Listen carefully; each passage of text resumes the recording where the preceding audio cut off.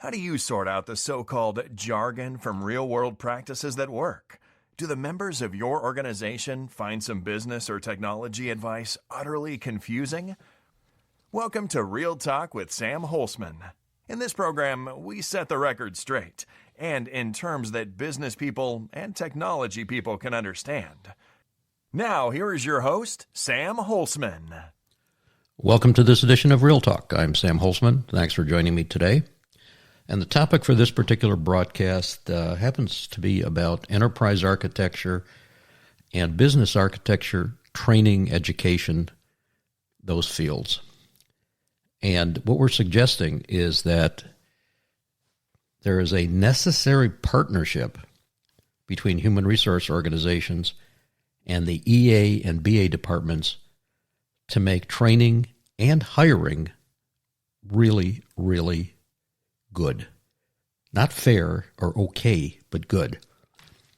And this happens to be because of today's evolving business and technology environments.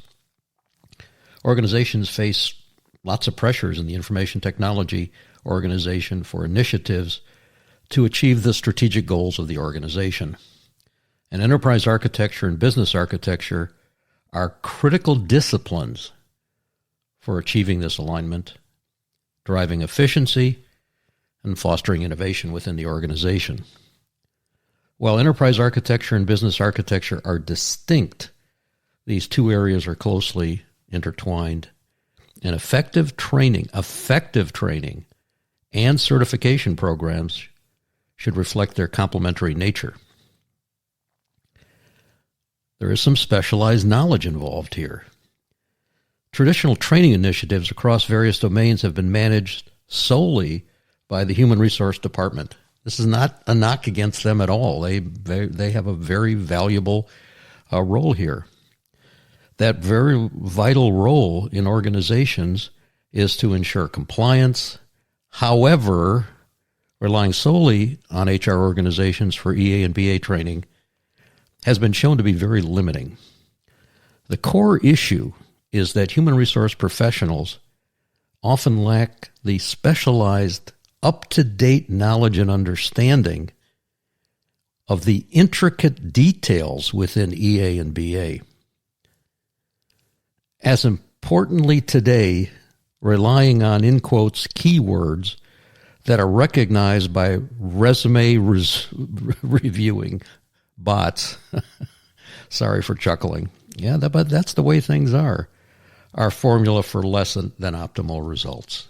Let's get real. Enterprise architecture and business architecture is dynamic. They're not static fields. They require continuous adoption of emergent technologies, evolving business models, and changing customer expectations. The Human Resource Department can't stay current on these changes or how training needs are required to account for these evolutions in human resource activities regarding enterprise architecture and business architecture.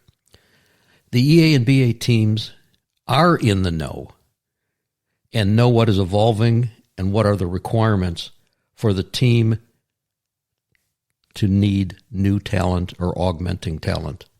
Unfortunately, human resource likely can't and don't.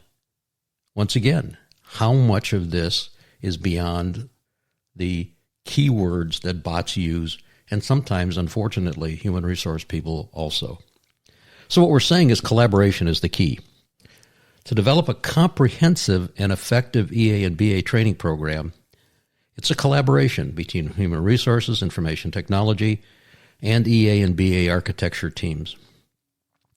Human resources contribute their expertise in training methodologies, employee engagement, and logistics support. IT and enterprise and business architecture teams provide the expertise, industry understanding of best practices, and real-world case studies necessary to create relevant and impactful training content. Additionally, training needs to address specific needs. Effective enterprise architecture and business architecture training should be tailored to the specific needs and roles within an organization Different departments and individuals require varying levels of knowledge and skills in these areas. As an example, there's 3 words that we use in this particular domain. There are training activities, there are education activities, and there are demonstration activities, and they're all different. Training should consider these differences and their audiences and offer specialized activities to ensure participants receive the most relevant and actionable information in their specific domains. Additionally, and unfortunately, organizations need to go beyond traditional exam-based training methods. These traditional training methods, such as classroom lectures and online courses, are valuable in conveying some generic general knowledge. However, to truly master enterprise architecture or business architecture, individuals need opportunities to apply their skills in practical classroom workshop scenarios. Incorporating workshops and hand-on projects into the training programs, well beyond exams, can help bridge the gap between theory and practice, fostering a deep practitioner approach to understanding and greater proficiency. By recognizing the limitations of relying solely on HR,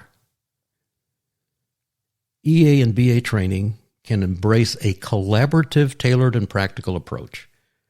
Organizations can equip their employees with the skills and knowledge necessary to drive strategic alignment, improve efficiency, and foster innovation. That is real enterprise architecture and real business architecture. Thanks for listening. Thank you for tuning in to Real Talk. Be sure to join your host, Sam Holcman, again for another edition of our program. We'll have more real topics of discussion then.